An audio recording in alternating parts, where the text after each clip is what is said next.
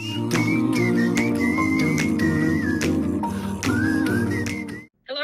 everyone. Welcome to our very first episode of our podcast, Halfway to Healing. Very excited. I'm Sharna. And I'm Sam. Today we're going to kick things off by introducing ourselves. We are your hosts, Sam and Sharna. And in this episode, we're hoping that you'll get a glimpse into who we are, some of the experiences that shaped us, and why we've kind of decided to create this space and create this podcast for real, raw, lived experience conversations around mental and physical health. So what we'll be doing is we'll be sharing parts of our own personal stories and struggles, the healing process, messy middle, and what halfway to healing really means to us. Damn, got a bit of a tongue twister there. Expect lots of honesty and a few chuckles, maybe even a tear or two as we lay down this little journey that we're about to embark on. It is very important to remember that healing is not a finish line. There is no end to healing. It is very much a process, and we're walking it or listening to what's the ears equivalent of walking? I don't know. We're walking it halfway there, right alongside you. Yeah. We're not perfect. We might have little slip ups. This is a journey. Yeah. So let's get on into it.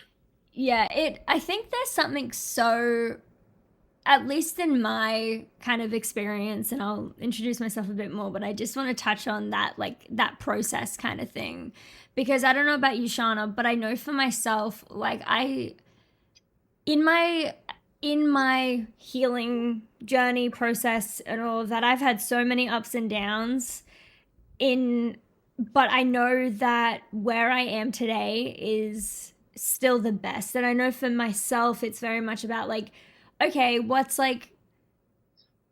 how can I be like a better version of myself today than I was yesterday? Absolutely. Yeah. Just like, even if you're like that little 1% more than what you were yesterday. Yeah. That's still progress, All right. So let's talk about ourselves. Yeah.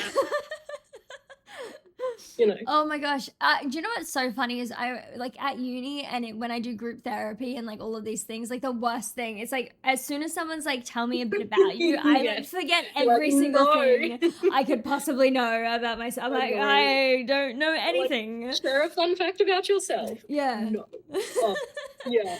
Little flashbacks to year 6. Oh my goodness. Good old uni icebreakers. Oh my goodness. Yeah. It's been a long time since I've done a uni icebreaker, that's for sure. Gosh. Yeah. So let's start with like a little bit about who we are and where we've kind of come from. You can take that literally, you can take that metaphorically, however you take where are you from. That's totally fine. Yeah, I'll kick things off. So hello. I'm Sharna, as I already introduced myself. Literally, I that sounded very like, oh my goodness. I originally from Tasmania in Australia, then moved to Melbourne, and now I live in sunny Queensland, which, I mean, I've acclimatized to it now, but I remember first like few years, it was winter, and my brother and I were like, this is not cold at all. So that's in a whoa, that's a hard word to say. In a literal sense, that is where I'm from. I remember when I went to Tassie, like Tasmanian weather is like perfect for me. Yeah. And I came back to a heat wave.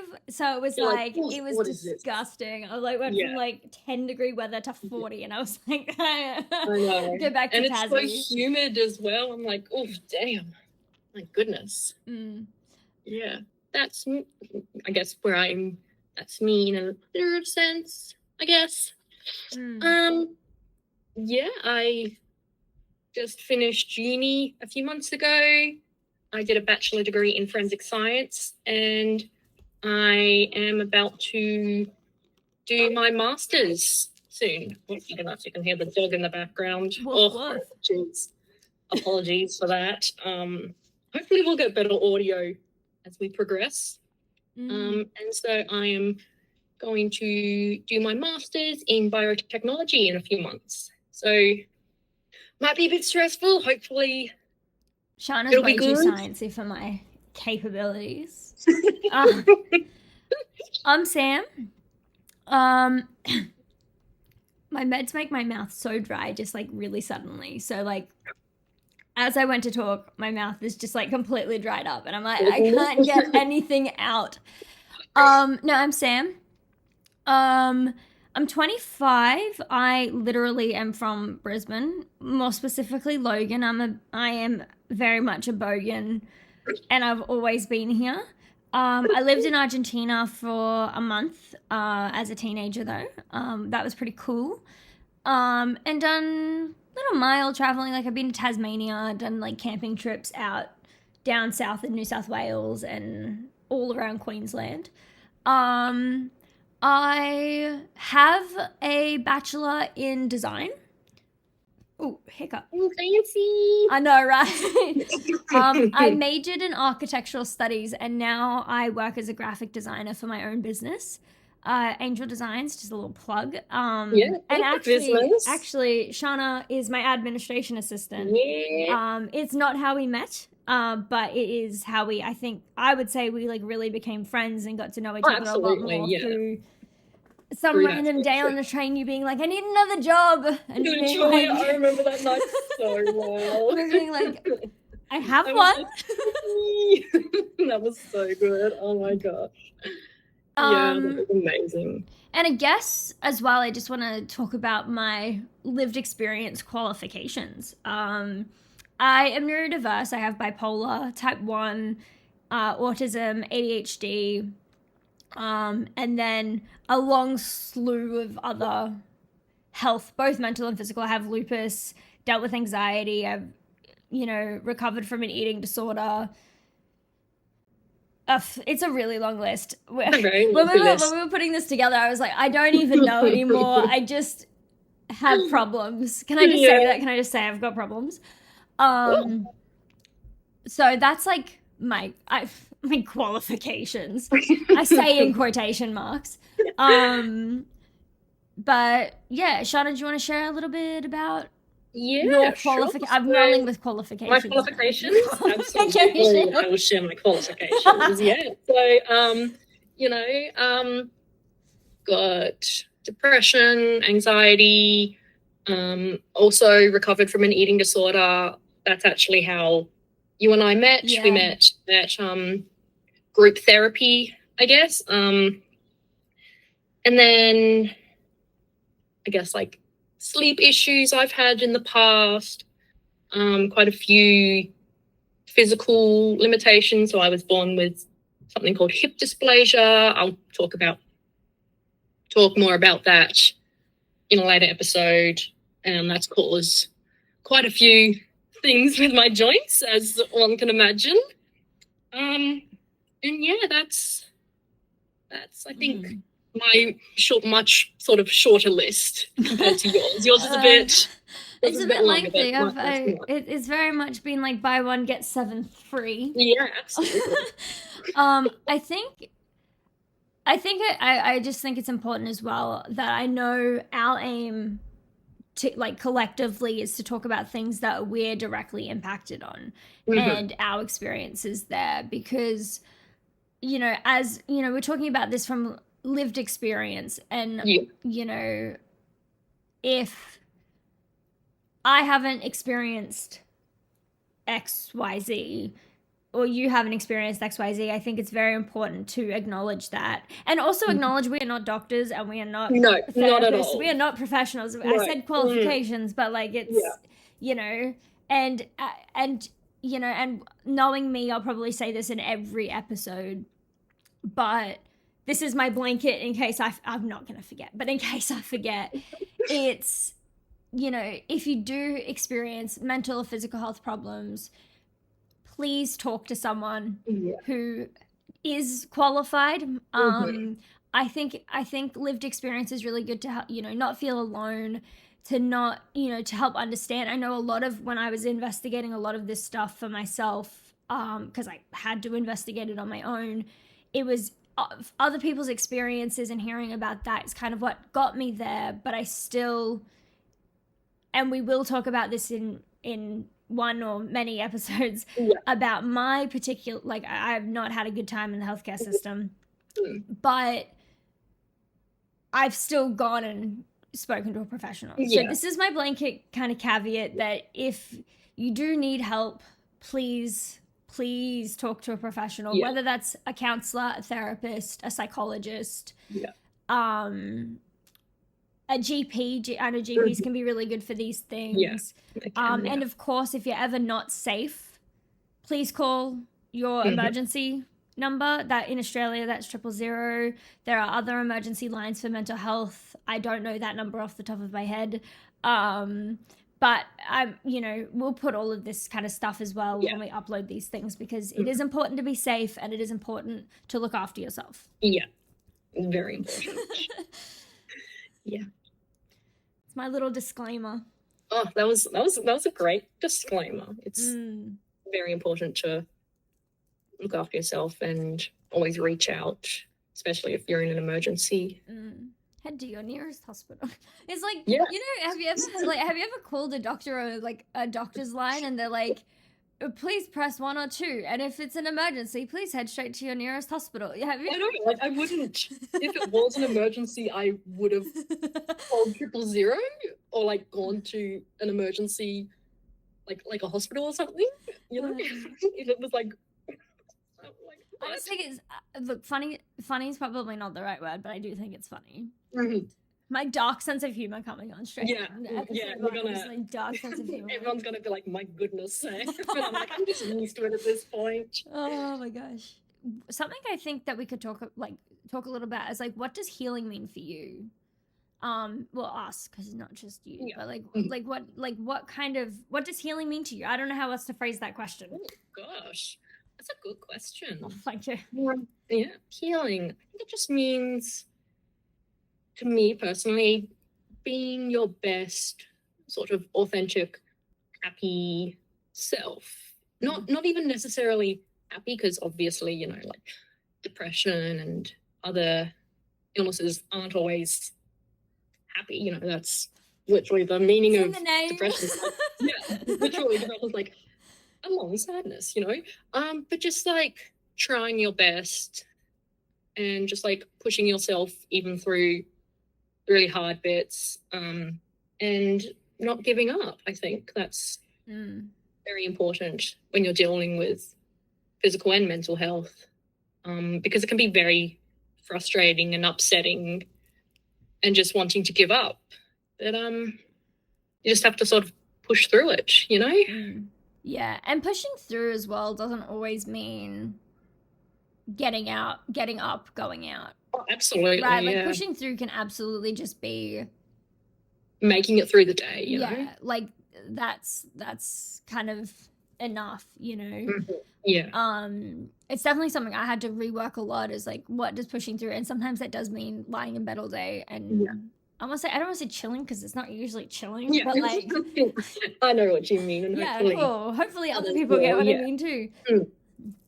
No, absolutely. I think it very much similar vein to what you said, Sharna, about like, healing is very much, like I said kind of at the beginning, for me it's very much like, how can I be just even 1% better than I was yesterday? Am I making sure to rest? Am I making, like, do I need to rest? And, checking in with what I need. And sometimes what I want.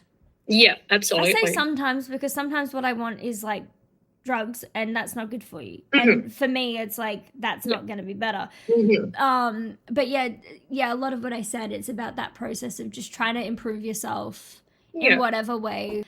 So I think that's kind of what healing is to me. And and I think even looking back as, I relapsed, or in my various different types of relapsing, I still bounced back a lot. I know for me, I always thought that I wasn't doing the healing thing when I relapsed, but when I kind of look back on it now, it's like actually no, I bounced back a little like faster. You know, and so things like I relapsed with my eating disorder last year. And since I kind of got out of hospital, everything has been really good. And so even though I went through that kind of divot, and something I guess I want to remind other people of is I went through that divot, but I came back and I was able to put, I don't want to say more energy in, but like, do you get? I don't know what I'm trying to. I don't know where the You're end just of that like sentence more is. sort of like not determined, but like you're like, I don't know. You know what I mean? Like there's more to that sentence, but I don't know what it is. Yeah. Or I know with my alcohol and substance use, my relapses got shorter, and now you know in I think 2 weeks I'll be 9 months sober. So I know, crazy. And so I get a little bit further, even in my little divots. I get a little bit further the next time I kind of go back into that healing journey. Yeah, and I do absolutely notice that with you, Sam. Like when you had your relapse with your eating disorder last year, I've noticed how quickly you've bounced back, and especially when your alcohol and substance abuse was slipping a bit again, and now you're coming up to 9 months now.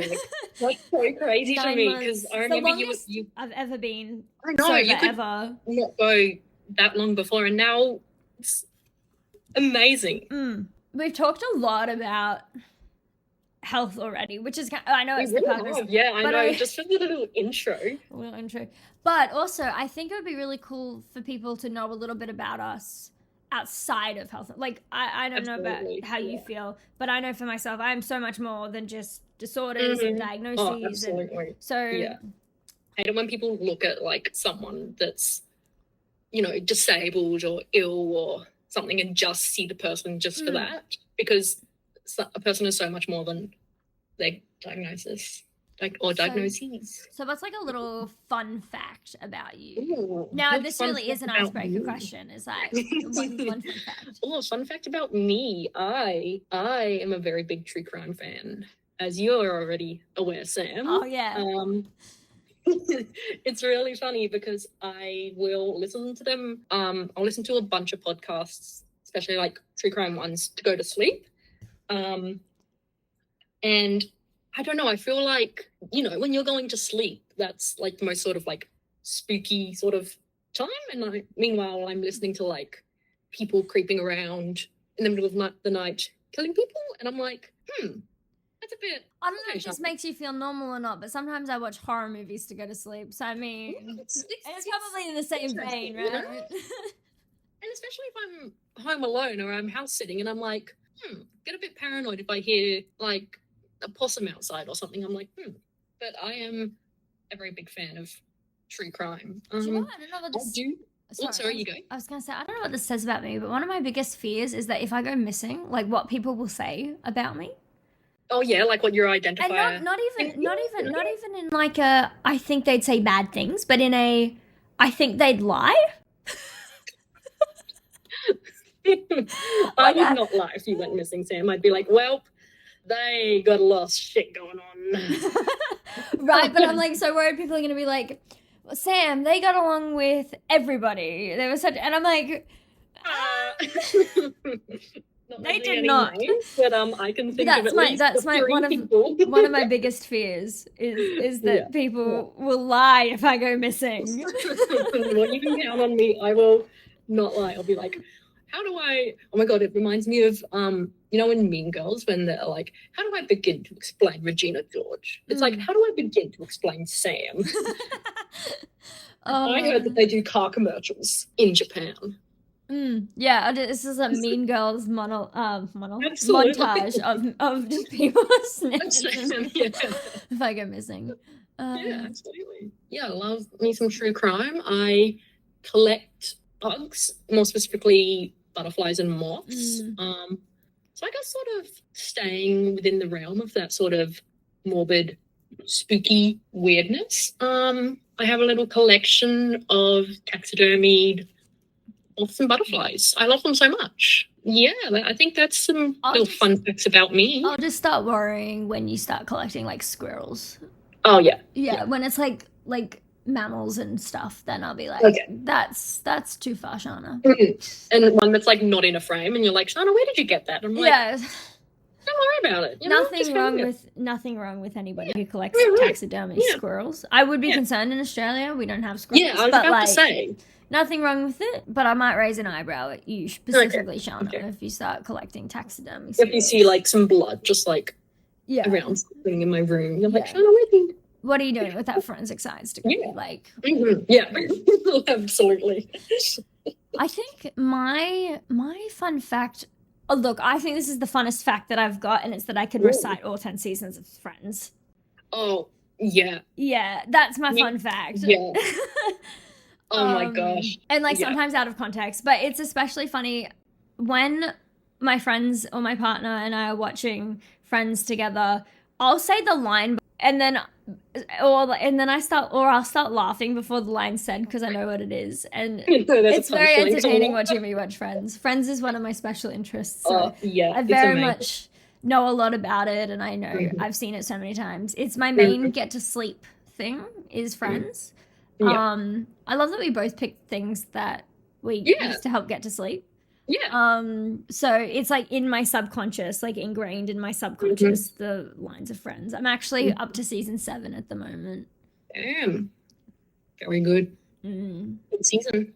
I can't remember what happens, but it's the season where Monica and Chandler are planning their wedding. So they get married at the end of season 7. Nice. Very good season. It's not as good as season 5. Is that when they get together? Yeah. Good season 5's the best season. Okay. See. What would you say you've learned throughout your health journey? Look, so I don't know, much. Pick a tough one, right? Pick one.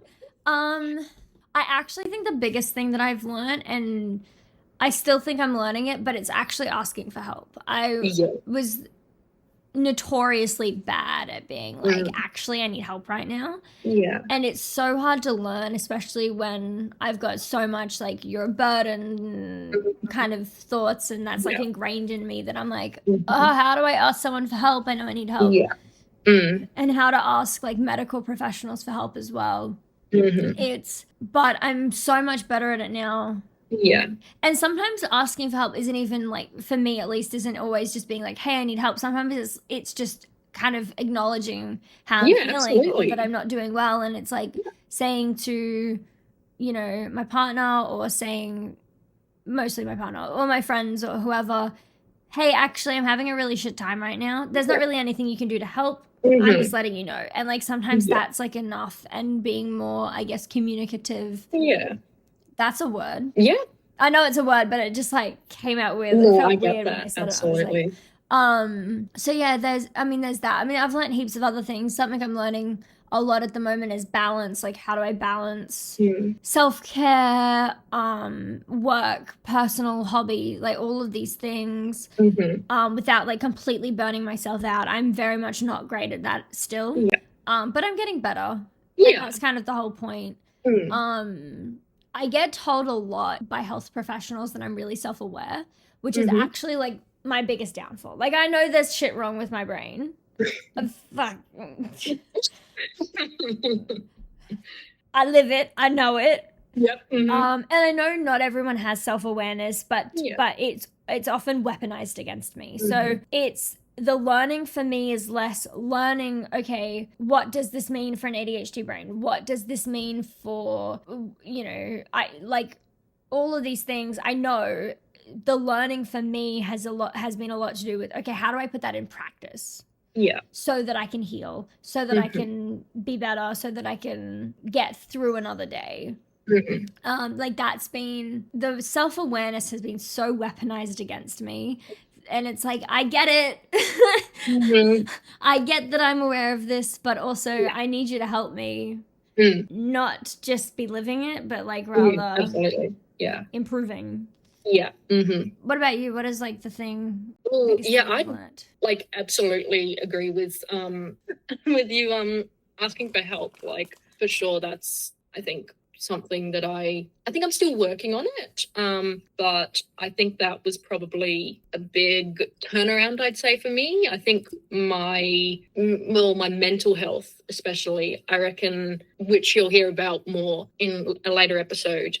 Probably my eating disorder, asking for help for that one, because as like we'll talk about, and as you know, Sam, they're very secretive and quite competitive.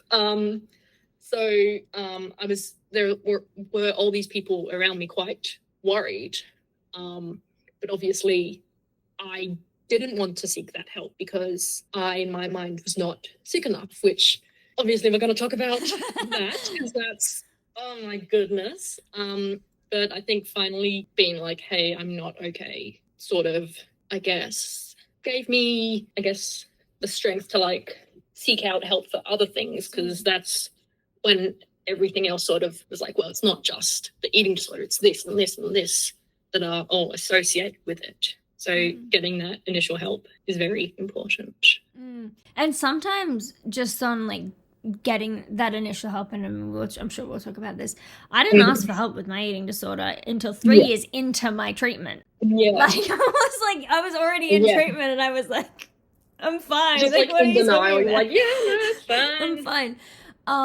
So yeah, sometimes even I think it's, you know, important to just note that sometimes even if you're in treatment and people are helping you, I know for me, I was still not asking for that help. I was very much being forced on me, and it's happened in a lot of different, not just with my eating disorder, but a lot of different things, where it's been like, I've not been ready, or I don't want the help, or I don't think I'm deserving of the help, so I'm not asking for it, even though help is being forced upon me. So, but I think it's such an interesting point that you make about, you know, people can be really concerned about you. And it is why, it is why self-awareness is important. And, you know, I just think it's also good to note that just because you are aware that something's wrong, doesn't mean you want help, or you can ask for help, or that you know how to even help yourself. And taking that first step and speaking up and like asking for it is so huge. And, you know, I was so scared. I was crying, you know, when I was like, I need help. It takes a lot of courage to take that first step. No, absolutely. It's a good one. What has been a big defining moment in your health journey? Not a tough one, right? I think the biggest thing for me was getting my diagnosis of bipolar, ASD, and ADHD. I got them all at once. And I didn't expect to. When I got it, I didn't expect to be diagnosed with autism. And here's ADHD. Your autism. Yeah, here's your autism. Oh my gosh, could you imagine? I fought a lot for my for any kind of diagnosis. I was misdiagnosed. I was treated really poorly by the hospital system. And, you know, I'd been through a lot at that point. I, you know, was homeless for a brief amount of time because of a lot of these things. I was living in and out of hospital for some time, and just not really being listened to. So it was a really defining moment when it finally kind of made sense and clicked, where it was like, okay, I'm not just some insane, unhelpable, I don't think that's a word. Unhelpable, I'm making it a word. Unhelpable person.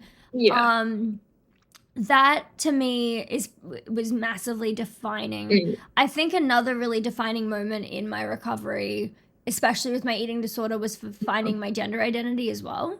Like I didn't know. I don't know if it was because I was so bogged down in the eating disorder or all the other crap going on in my life, but as part of my like healing and my recovery, I very much managed to find who I was. And that in itself was a really long journey, but I never, if it wasn't for recovery and recovery from my eating disorder, I I wouldn't have known that I was non-binary. I wouldn't have, I would have just kind of had this uncomfortableness forever. So those are like I know you said a defining moment, but there's two for you. You can have multiple. Yeah, I mean, there's heaps of defining moments. Every day something else happens, and I could probably sit here and bucket list defining moments, like key pivotal aspects. But those two, I think, are the biggest.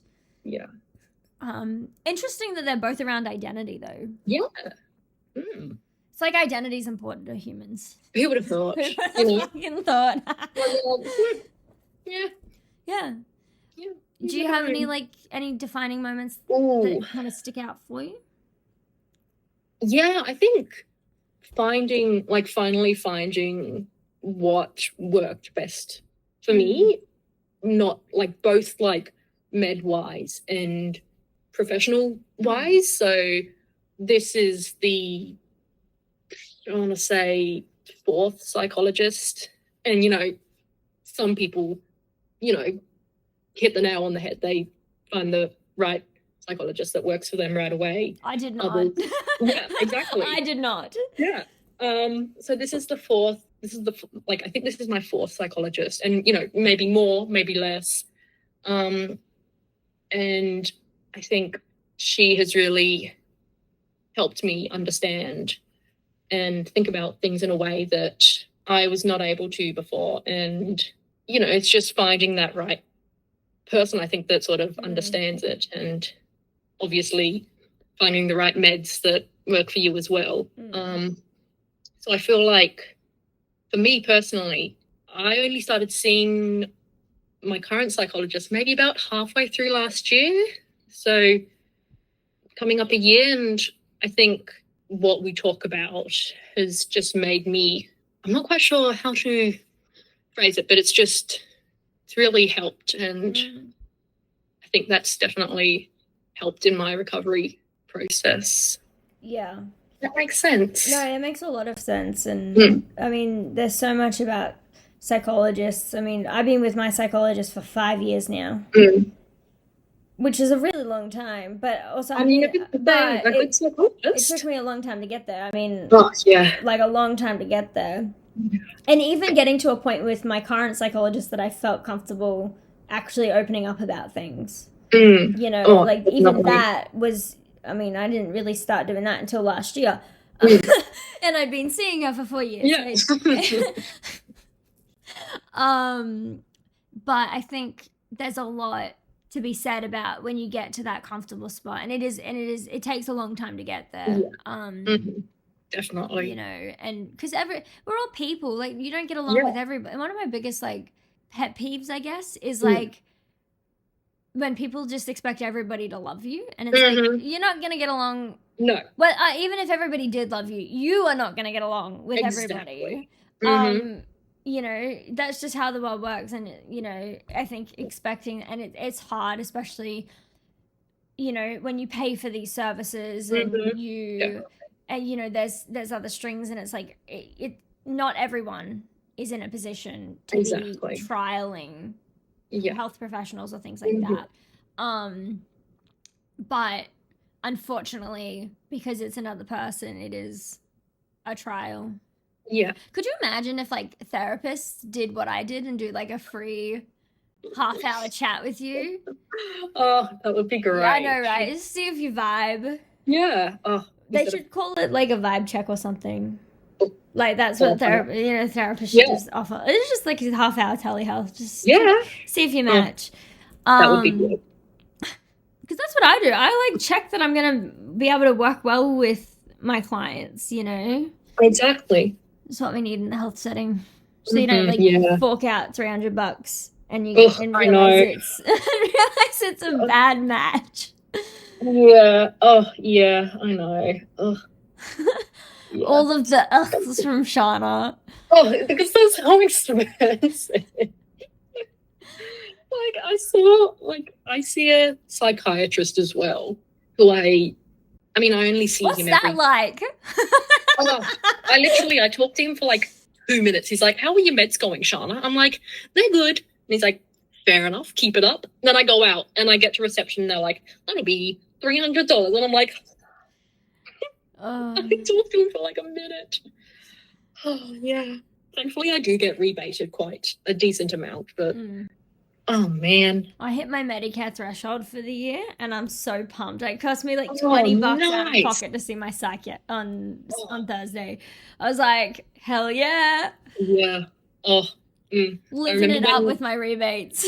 Oh, I know. The first time I hit the threshold and I paid, and it was like $20. I was like, what? Yeah.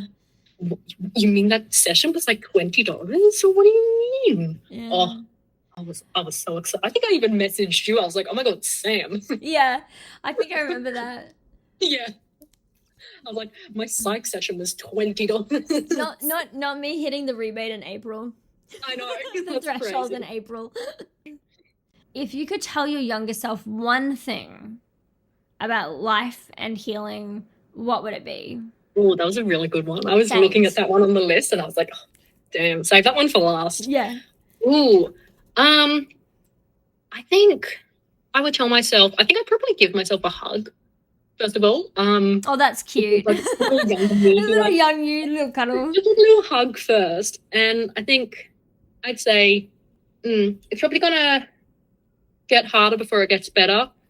But not to sound cliche, but there is the light at the end of the tunnel. And the hard work is worth it, even though it's going to suck sometimes. It's going to be really hard. Yeah. Really freaking hard. I would not give my younger self a hug simply because they did not like hugs. Yeah, younger you was a bit of a wild card as well. Oh yeah, also that bitch might stab me. Yeah, you think I'm weird with hugs now? I was way worse when I was younger. Oh my gosh. I think I would tell them that this is also kind of cliche. Yeah. But very much like everything is kind of happening for a reason. Yeah. Mm-hmm. Like I think I would laugh or kind of be like, what are you talking about? If I said anything like it gets better, like I'd be like, because for me, it got a whole fucking lot worse. Yeah. Oh my gosh. It's better now, but like I just don't. Yeah. You know, like you said at the beginning, like that authenticity. But I think definitely I would, you know, tell myself that I'm going to meet the right people who are going to support me. And yeah, that I think that's what I would tell my younger self. I still probably wouldn't have believed it if someone kept. I don't think I would either. But yeah. Any final thoughts on today? Oh, no, I think I'm excited to see what this journey has ahead for us. Excited to share our stories, my goodness, our stories, and our experiences. Hopefully connect with other people, let them know you're not alone. I guess it's another good thing I'd tell my younger self. You're not alone. Yeah, I'm very excited for this. You know, this has been, I mean, I originally came up with a very similar idea about this time last year, maybe May, June last year, and then did nothing with it. and then I wasn't even sure we'd had this conversation because I was, you know, psychotic and dealing with the psychosis when we had that conversation. Yes, you told me the next day. You're like, did we have a conversation about this? Yeah, did we talk about this? That was so funny because I don't think I knew at that time. Like, I think I knew you were a bit manic, but I don't think you were in, like, full-blown psychosis. So when you called me, you were like, did we have a conversation? I was like, yes. But next week we'll get into it. We're going to be talking about anxiety and how it's not just worry. Especially from, like, physical symptoms and daily impacts and things like that we've experienced with our anxiety. And I'm very excited to talk about that. And awesome. Thank you everyone for listening. Thank you. We've got an Instagram. It's Halfway to Healing. It's our little icon. And feel free to subscribe or comment or like or do all the social things. You know, get the word out. I hate saying that. Like, right. It's like, it Give a thumbs up. No. give us a like. Give us a like. Go like our socials. Yeah, and I look forward to the next episode. Yeah, so do I.